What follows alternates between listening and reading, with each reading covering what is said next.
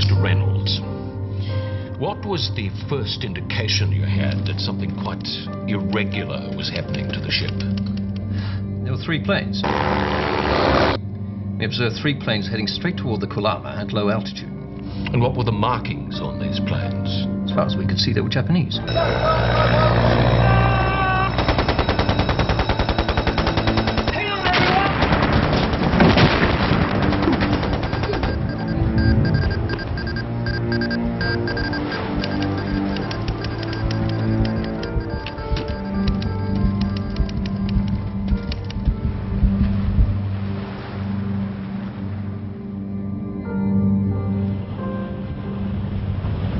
Few people were told about the bombing of the small passenger ship Koolama on the 20th of February 1942. Even fewer were told about the events that followed. The conflict, the struggles, and the adventures that took place on this remote beach in Australia's northwest are shrouded in mystery. Some say there was a mutiny. It was a thing that was never discussed at great length by anybody. I mean, the vessel went, and all those involved appear to be fairly tight-lipped about the whole thing. Well, there's a cover-up there, isn't there? Must be. Somebody's not telling the truth.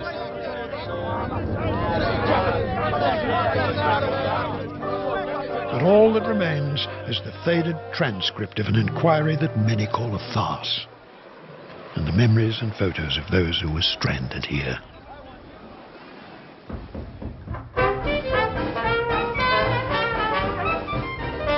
Oh, the Koolama was a gorgeous ship. It was the pride of the fleet. Well, she was only, what, three years old, I think, when she was bombed.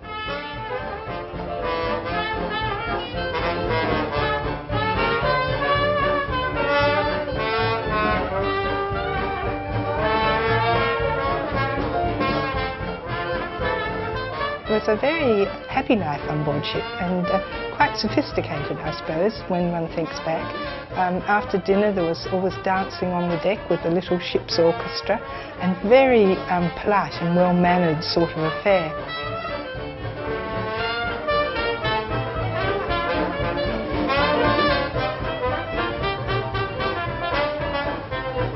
The ship's master was a legend in the West Australian State Shipping Service, Captain Jack Eggleston. I've sailed with lots of captains, all of them good, but none of them of the calibre of Captain Eggleston. Very debonair, very hale and hearty, well-met type of fellow. A real passenger's captain, I should say.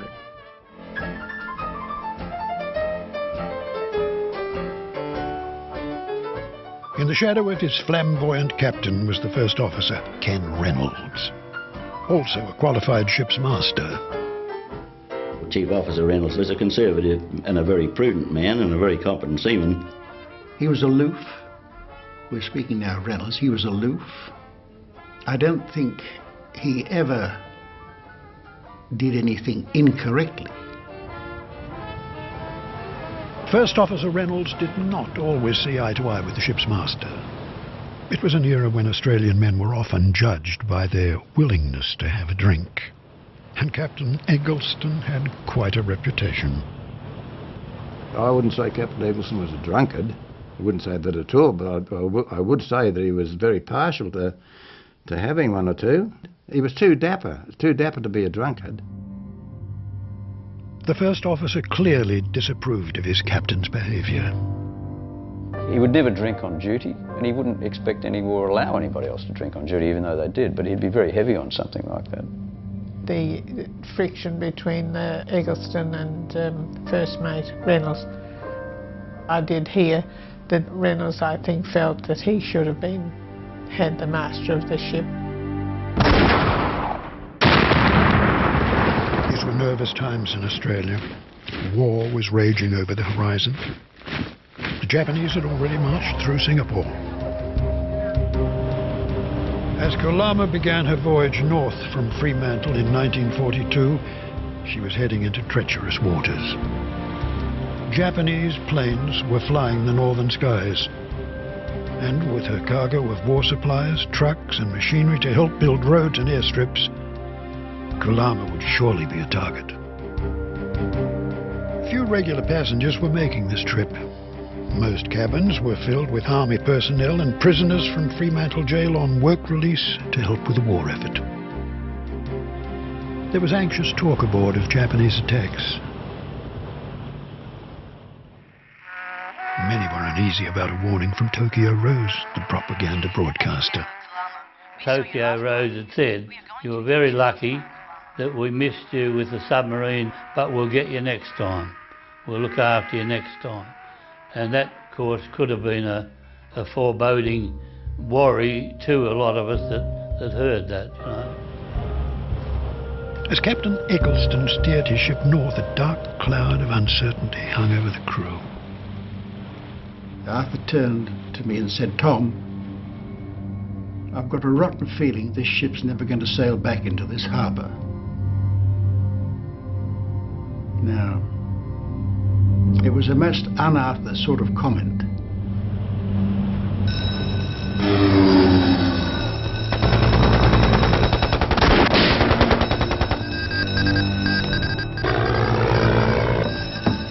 It was excellent anticipation and timing on the captain's part. Using the engines to give him more thrust to turn very sharply. That line of bombs would have been in line with the ship. As it was, we went round and they cut across our stern. Hang on, everyone!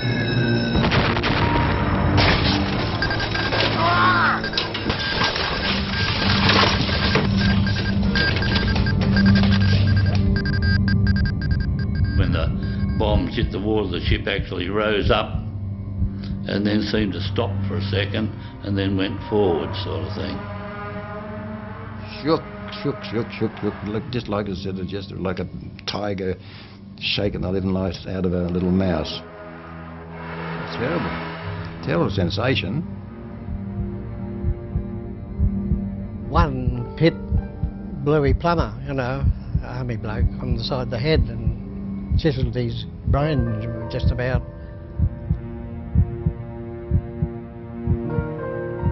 The fin of the bomb apparently laid his face open, laid all the side of his face down onto his shoulder. He never murmured. He never murmured, that boy.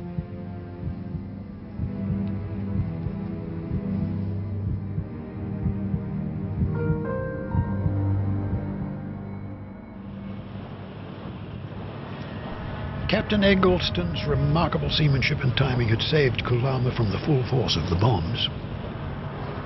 But the ship's stern had suffered 3 direct hits and was severely damaged. The seam had opened like that, and water was just gushing through, and there were hundreds of popped rivet holes. What sort of a pressure can pop hundreds of 5/8 rivets? And I walked to the back of the boat while we were out there and had a look, and all the back end of the boat was missing. The rudders and everything were gone, and all the steelwork was sticking out, and it was sort of hanging over the back, just with the steel. There wasn't anything underneath it. 40 kilometres off the remote northwest coast, Captain Eggleston began a desperate race to reach shore before the Koolama sank. The danger had not ended with the attack. One bomb had passed through the swimming pool and lay unexploded in the ship's hold. This fellow manhandled this bomb, put a sling round it, and lifted it up, swung it over to the starboard side, lowered it gently to within about 3 feet of the water, and we were doing about 10 knots when he pulled on the slippery hitch and the bomb went down to the bottom of the ocean. We really didn't know what the captain was going to do with the boat, but we were heading for shore, so we imagined that he was going to beach it. As the crippled ship approached the coast, the order to evacuate was given. The captain would put all the passengers in the lifeboats, and they could make their way to shore with the chief officer, second officer and third officer in charge of them and responsible for their safety. I think they felt very relieved when they got into the lifeboats, and the further we got away from the ship, I think the better everyone felt. As Reynolds ferried the passengers and crew to shore, the captain beached Koolama. But there was already tension between Eggleston and his deck officers. After he beached the ship, he seemed to lose the whole idea of the fact that he had 180 people to look after. His one interest was the ship.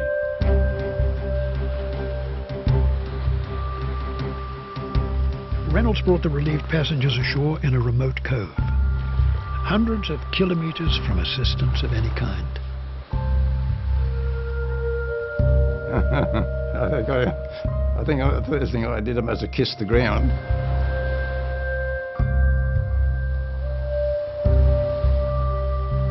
A more isolated cove along Australia's coast in which to become shipwrecked would have been difficult to find.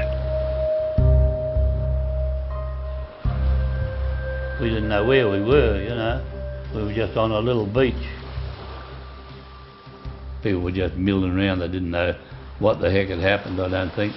They didn't know what to do. They didn't know where they were. I think some of them expected the town to be over the hill or something like that, you know. There were no farms out here in this lonely corner of the Kimberley. No small towns. The nearest outpost of civilization were Wyndam, 300 kilometres further up the coast, and Broome, nearly 1,000 kilometres to the south. But with 160 passengers and crew now living rough on shore, and the severely damaged Koolama beached around the headland, Captain Eggleston and First Officer Reynolds found themselves at odds with each other. Eggleston planned to repair the shattered hull of his ship, refloat her and continue the voyage north to his original destination. His main objective was to deliver urgently needed military equipment to Wyndam, and that was the purpose of the voyage. There was some friction.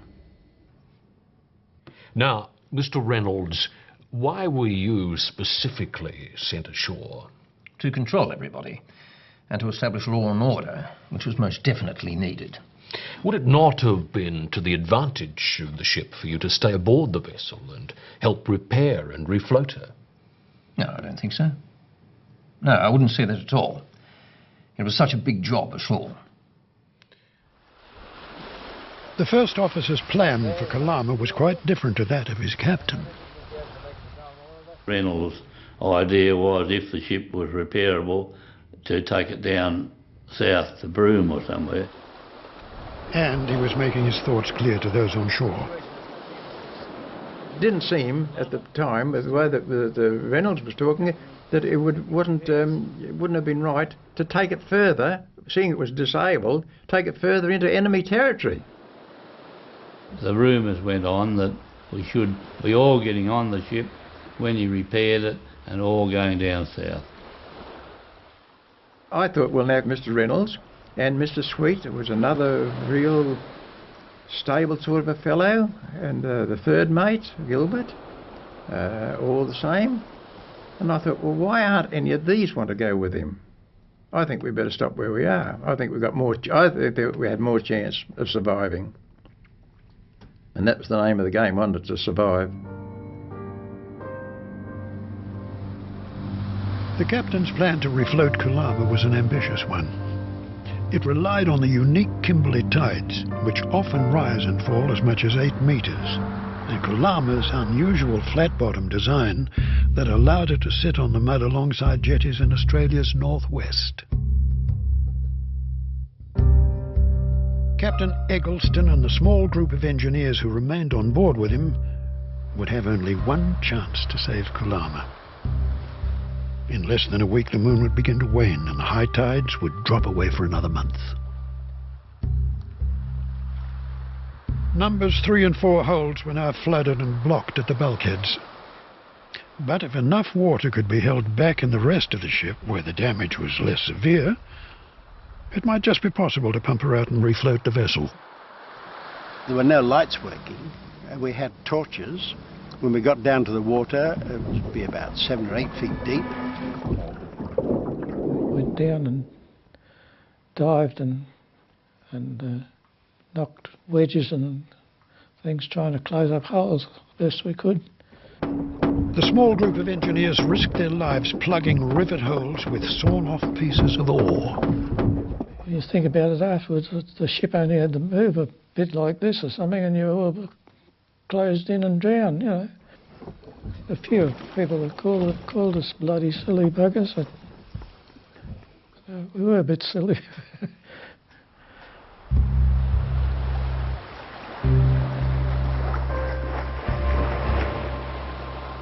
Stranded on the beach, the 160 men and 4 women were uncertain about the future.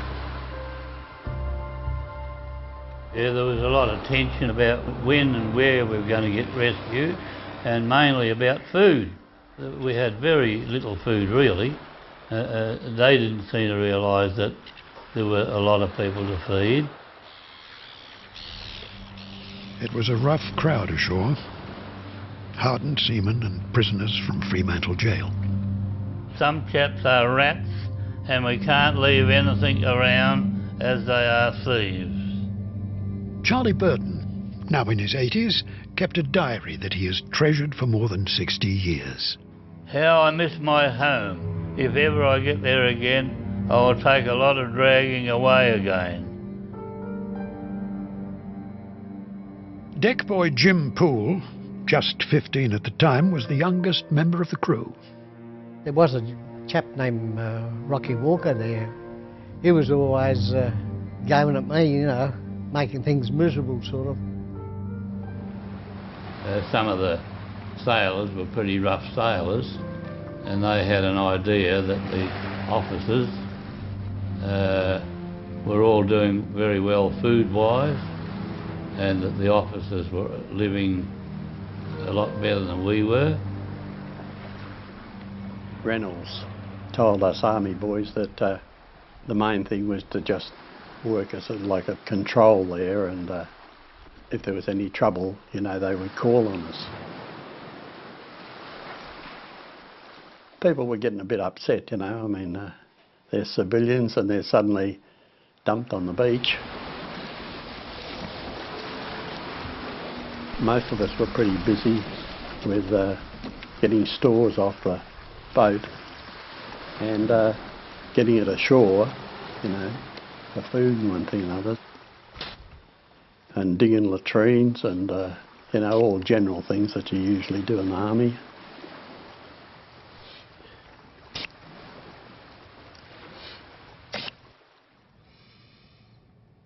Mr. Reynolds, I'm having some difficulty understanding why your presence was so urgently required on shore, why you didn't join the captain on the ship. The captain gave the instruction to go ashore, and I carried that instruction out.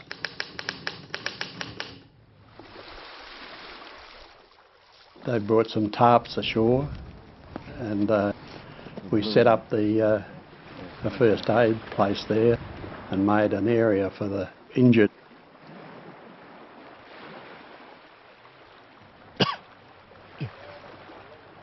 I could see the brain, and I thought, now how am I going to keep infection from getting to that, because it was open as far as the skull. And I thought, well, the only thing I can do now is I asked the chaps around if they had cigarette papers, you know, to roll them is what they call them, weren't they? And I peeled off the cigarette papers until I thought, you know, I was at a fairly clean area, and then I took them and placed that over the skull where the brain was showing. Maria Smith, 19 at the time and on her first trip away from home, was surprised to learn some years later that Mr. Reynolds would claim in a report that he stitched Bluey Plummer's scalp whilst on the beach.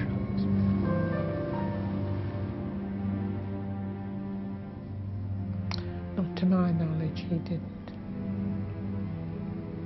I don't remember that.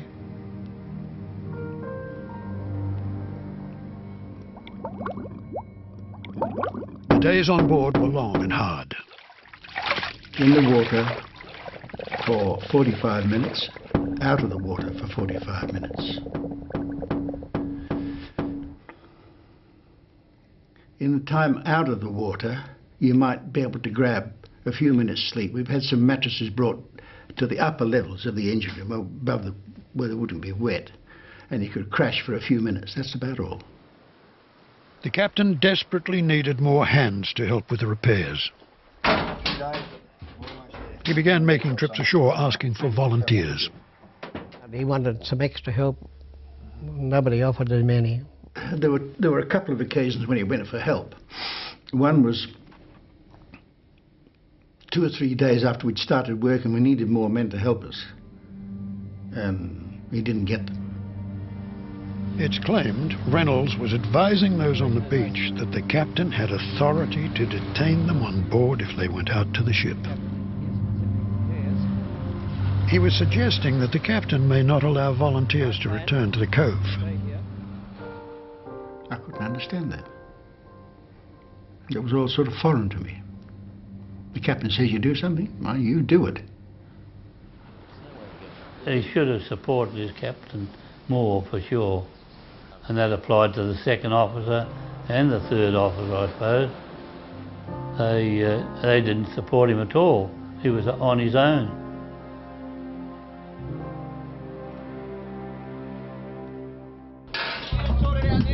As the men worked, the smell from Koolama's freezers full of meat going rotten in the tropical heat was overpowering.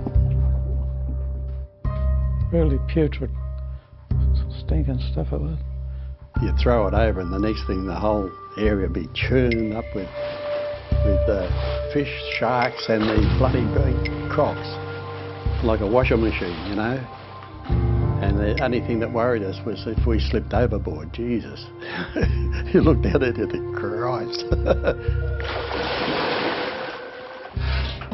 But despite the enormous effort of the men working to repair Koolama, rumours were now beginning to circulate amongst those in the cove.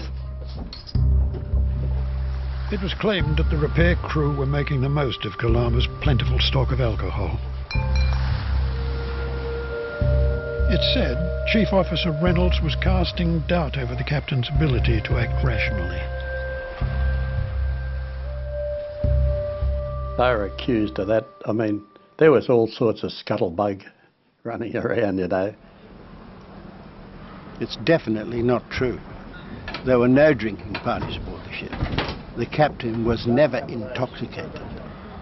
We never even had a beer. We were working 24 hours a day, day after day, for 6 days. It would have been ridiculous to even think about it.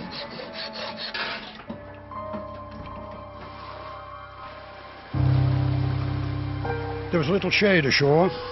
The sun was blisteringly hot. After several days, the stranded passengers and crew still had no idea if a rescue was planned. Oh, they were just always wanting to know what was going on and who the hell knew what was going on, you know. They had no communication with anybody on the outside.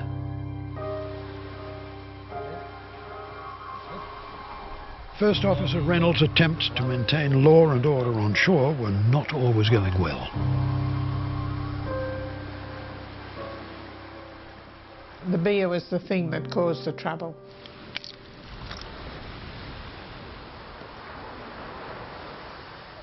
All the merchant marine blokes brought a bit of grog ashore, you know, and distributed it round to most of the people.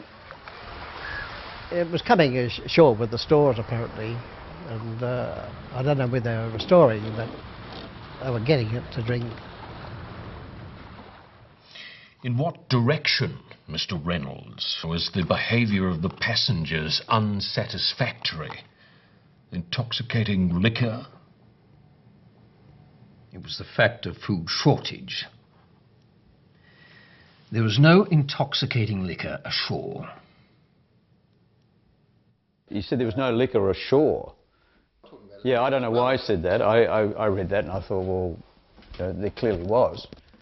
Anyway, one of the army officers came up at the side of Reynolds and he said, if there's any more arguments, we'll do away with it. Which there were more arguments, and the army officer just took the butt of his rifle and smashed every bottle of beer in the pack. There was no more beer and no more arguments.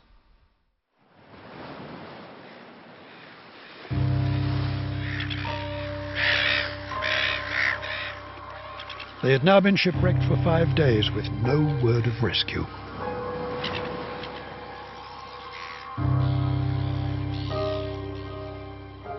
After almost a week in the oppressive heat, there was finally a glimmer of hope for those on shore. One morning there was a bit of a commotion and I looked up and here was I don't know if he was a brother or a priest or what he was, I think he was a brother. And he was standing there with an Aboriginal. That's the first I'd ever seen of an Aboriginal really close up. And he fascinated me because all he had was a bowler hat and a speedo. And I thought, you look gorgeous. I do love you. He looked marvellous. I thought, if that's an Aboriginal, they're gorgeous. It amused me because he had this dash hat, this bowler hat, and a big long stick like Moses he was. And the first thing that he did when he came over there, he just sat down on this rock, you know, that you could fry an egg on, and he didn't even flinch. And I thought to myself, oh, what a tough man this one is. Father Seraphin Sands, a Spanish monk from Koolama Mission, 200 kilometres south, arrived in the cove on an ancient pearling lugger. With his crew of Aborigines, he'd been sent to assess the damage and report back to authorities in Perth. We got a message from Darwin saying that the Koolama has been bombed about 100 miles northeast of the mission. Could we help? But Father Sands was lucky to make it into the cove. As he came round the headland on the lugger, he'd got a big sheet and painted a big red cross on it. And we thought it was a bloody Japanese. We were ready to have a go at these because all we could see was this white and a bit of red on it. Father Seraphin came round the corner and he got the fright of his life. Because we had him all lined up, everybody that was on the boat, and then suddenly we realised that they were Aboriginals, you know, that were waving and one thing and another, and then the wind blew and out, he saw the red cross there.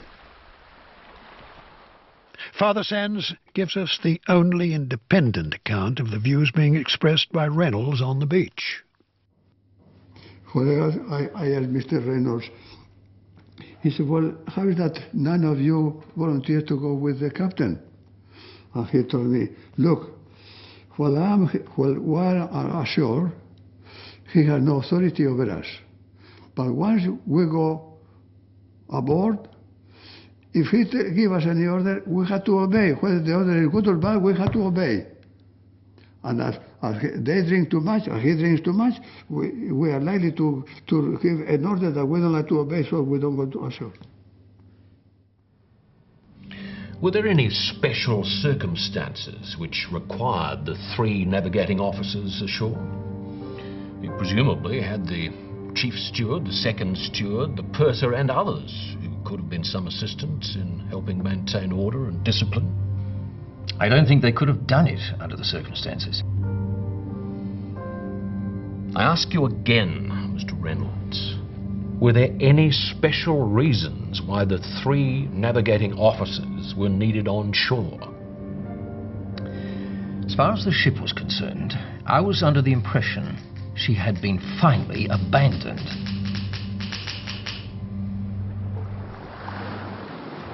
Shortly after she was beached, the ship was left unmanned. Fearing another attack by the Japanese, Captain Eggleston took his crew ashore. But had Koolama been officially abandoned? The captain does not just say abandon ship and everybody goes. There's a procedure.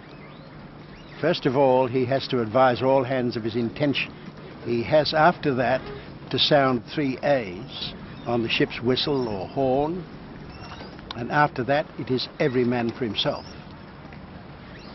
Now, he never advised all hands he was going to abandon ship. He never sounded 3 A's on the ship's whistle. Once the vessel is completely abandoned, that command structure then ceases. Normally, officers would continue to carry out orders from more senior officers and so on, but on a technical point, a ship is abandoned, and in fact, if anybody had have come across that vessel while they was on board, they can board it and take possession of it. Captain Eggleston placed a notice on the foremast of the ship which said that the ship was not being abandoned. It was being temporarily vacated for the safety of the crew, and we would be returning in the morning, and she was not available for salvage. We asked him what he said in the lean, and he was in the boat with us, and he told us what he'd said, what he'd written there. And Captain Eggleston was emotional and completely sober. He wasn't ashamed of his tears. If then the Koolama was never officially abandoned, at no time did the command structure cease. But by now Chief Officer Reynolds clearly had the support of most people on the beach. The days were long and boring, and there had been plenty of time to convince them that sailing south was the best option. By this time, I had more faith in Mr. Reynolds. Whatever he wanted to do, I would do. By day 6, Koolama was almost ready to refloat. But sailing her in any direction was going to be difficult, short-handed and with no deck officers. We badly needed at least one navigating officer, and surely from the 3, Reynolds, Sweet and Gilbert, one of them could have been assigned back to the ship to help the captain get the ship to Wyndam. Mr. Reynolds, let's go back to the question of whether there was any real reason for having on shore the 3 navigating officers. In this connection, we had no choice. The captain was insistent we go ashore and remain there. As a competent seaman, did you believe that you or one of the other navigating officers might have helped to preserve the ship? No, I don't think so.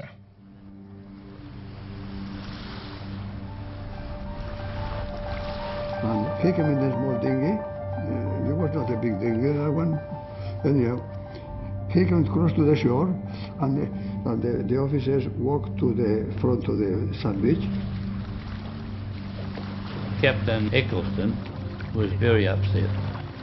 He had a revolver strapped around his waist, looked a bit like a cowboy. He waved around some Japanese money that he'd found. He said, I found this Japanese note. He said, we've got spies here. He called the crowd a lot of traitors. To find out who owns this, he said, I'll shoot him. I'll shoot him here, now. He said that he felt that there was an undermining of his authority on the ship, and it had been there for a long time. I think they were going to maybe give him the hiding or something. I mean, they were in a bad mood, very aggressive, you know. His voice was raised frequently to Mr. Reynolds mainly. Now and again he'd turn and address the crowd and just say, well, who's going to come and help us? He wanted crew, that was his main thing. The officers actually refused, yeah. Why his officers didn't follow him is something I will never know, because the word mutiny is, well, outside most people's experience. My understanding of mutiny is that a direct order has to be given before a person or a body of people can be charged with mutiny. The command would have been, you will report back to the ship immediately. He didn't say that.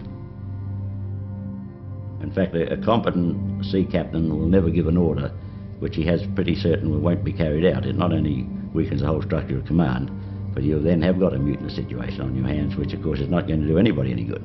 But you can't help thinking that maybe, just maybe, that have had a human feeling of wanting to help the captain, but it wasn't there. I think morally it was wrong, and I think the master should have been given full support by his officers.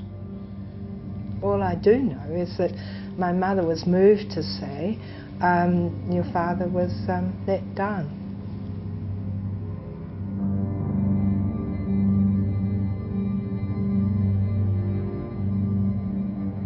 I'm pretty sure I've got a gut feeling about that. I feel pretty sure that he realised in retrospect that he'd made an error of judgment, and he's probably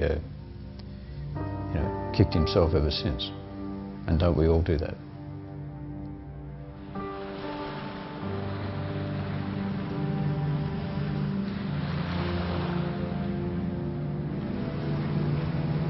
The men on the beach now realized there was no rescue planned. Koolama would never carry them south as they'd hoped. As the mission lugger set sail on its return journey to Columbaroo, there was only room for the injured and the women. For Maria Smith, the ordeal was almost over. But the young stewardess's adventure did not end with her departure from the cove. At one stage there, a shark went under the lugger we were in, and it went under this side and it was sticking out the other side. I thought, oh my God, I could do without that. But of course I'd been throwing bloody bandages overboard, and of course they were attracted by the smell of the blood, I suppose, so I didn't do that anymore. I thought, no, not likely.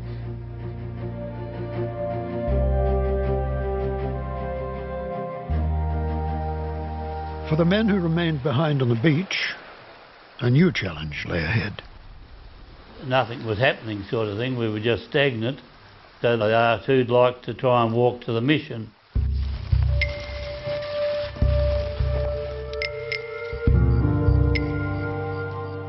They thought it was going to be a picnic. They didn't know it was going to take 5 days. Oh, that's pure hell up there. The terrain. It changes all the time. You'll get all rocky stuff, and then you get a bit of a swamp thing to walk through, and then you'll get a bit of a cliff to climb up. And no, it wasn't easy going at all. Led by Aborigines from the mission, they began an epic walk through Australia's harshest terrain. A walk they would remember for the rest of their lives. Prickly heat is very bad, and the skin is rotten with sweat pimples. I feel like turning it all up, but must keep battling.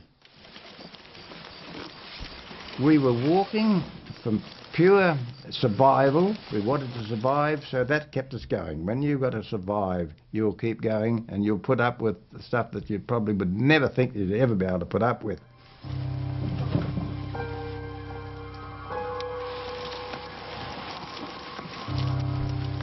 They gave each man a 3 little tins of stew sort of thing, and a handful of sultanas, which lasted about 2 seconds.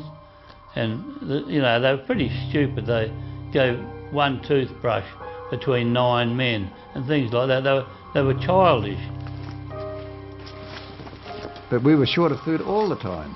Worse from not knowing, how much longer you had to go or something. That's the worst part of it. The natives killed a goanna one day, and I ate some of that. That was good.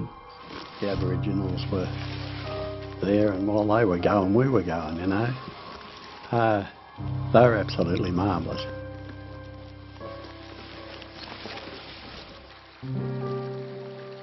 I think everyone was in a heck of a mess. People had scratches and sores, and I've still got scars 51 years later. Where there is life, there is hope, so it's no use moaning. I would love to be home with you all. I'll just have to make it.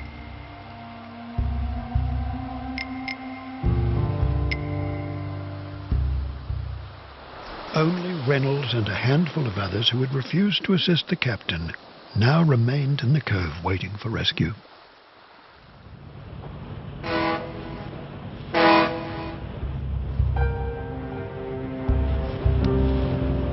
On the 9th day they watched in amazement as Koolama, like a phoenix rising from the ashes, limped out to sea and resumed her journey north. For Reynolds, it would be a further 2 weeks camping in the cove before the mission lugger returned to ferry him to safety. He had plenty of time to reflect on the events of the past week. It would be 3 months before the Marine Board held its inquiry. Did you see the ship again after departure from the beach? I only saw the ship leaving the beach. And was she then upright? She was upright, but well down by the stern. She was steering very erratically. Koolama was heading into dangerous waters, with no rudder and no telegraph communication to the engine room. The steering had been destroyed by bombs, and the only way for Eggleston to maneuver his ship was with the twin propellers. We virtually steered it by shutting off an engine or starting one, and doing a zigzag course like that. We had a chain of men from the beach down to the quarterdeck, and the captain would give an order, a helm order, and it would go from one man to the next, right down to the end. All night, Koolama limped north. When you're solely responsible for a ship and the sailors in the ship, you can't sort of take a nap. It needed constant vigilance on his part. By morning, she'd arrived at Cambridge Gulf, a narrow and dangerous waterway leading to Wyndam. In parts, you could have thrown a stone from the ship onto the banks. Remember, he had very little steering gear, with long delays in commands. To get up Cambridge Gulf at the best of times isn't the easiest job. There's very rapid tides, and of course there's very narrow passages to be manoeuvred. And to get up there just working the propellers of a ship is an extremely competent piece of seamanship. Highly competent. Outstanding. Captain Eggleston had achieved what many thought impossible. He had successfully delivered his cargo to Wyndam. It's quite a heroic voyage if ever there was one. How the devil he managed to get that ship up there, I have no idea.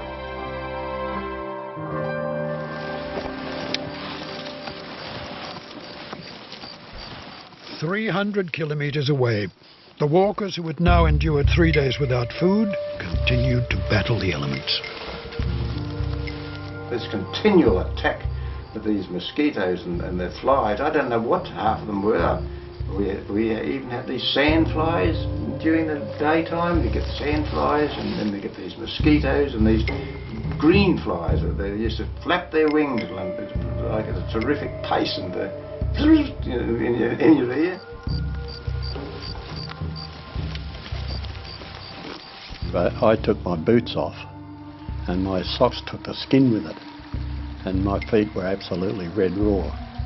And then the following day, having to put me socks back on, khaki socks back on to raw feet, was a bit rugged. As temperatures hovered in the mid-40s, the men staggered forward with no food, painful infections, and a ridiculous assortment of belongings. But for some, their will to survive was about to be tested to its very limit.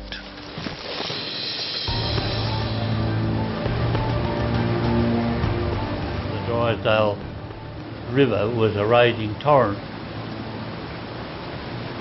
There's nothing more terrifying to see a great flowing river going down there with jets and flotsam going down at the rate of knots, and thinking, how am I going to get across here? They didn't see how the hell we were going to get across there, you know. It was a barrier. If I stop here, I'm going to die. If I jump in the river, I'm going to die. So it's a terrible situation to be in. The Aboriginals had decided that they would get the ropes and get it across the river, you know. but they didn't know how the hell they were going to get it across the river. I said, oh well, you know, my surf club experience had come in. Dudley Anderson said, I'm going to go across here, and oh my God, he was like Johnny Weismuller. He was the way he went across that. I found out later though that he was a more or less semi-professional swimmer, and he used to train with Percy Oliver, so no wonder he could swim. We tied it both ways, and then each bloke went one at a time across.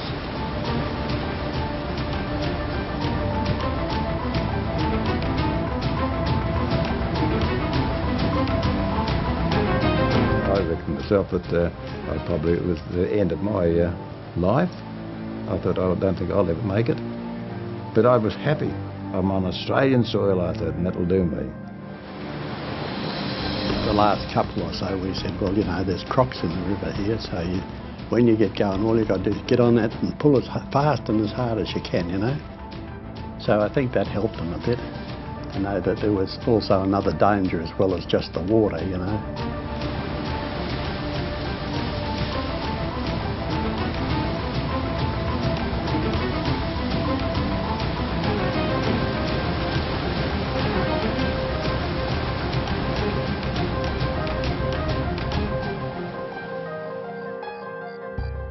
At midnight, after 5 exhausting days and almost 2 weeks since Koolama was bombed, the first of the walkers staggered into the mission. They had trudged more than 150 kilometres through the unforgiving Kimberley landscape. But this was not the end of their ordeal. Many of the men would languish at the mission a further 3 weeks, underfed and with very few comforts before finally making it home to Perth. For some, the adventure would shape their lives. On many occasions, if he hadn't acted the way he did, I just wouldn't be here.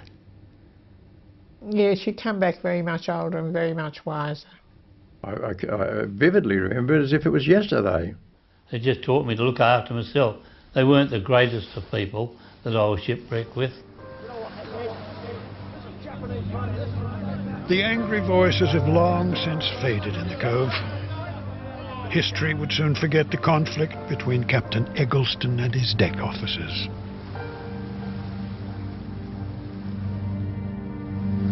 But Koolama's journey did not end with her triumphant arrival at Wyndam. On the 3rd of March 1942, less than 24 hours after she docked, the Japanese returned to claim their prize.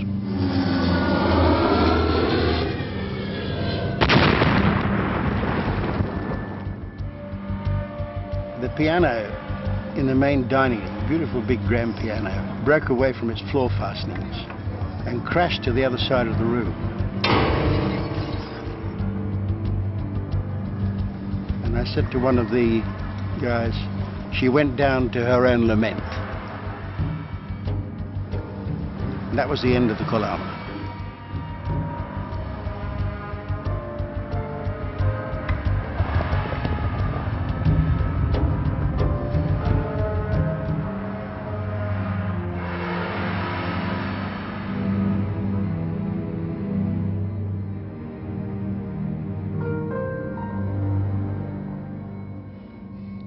Mr. Reynolds, is there anything further you would like to add for the benefit of this inquiry? No, I don't think so. No, not at all.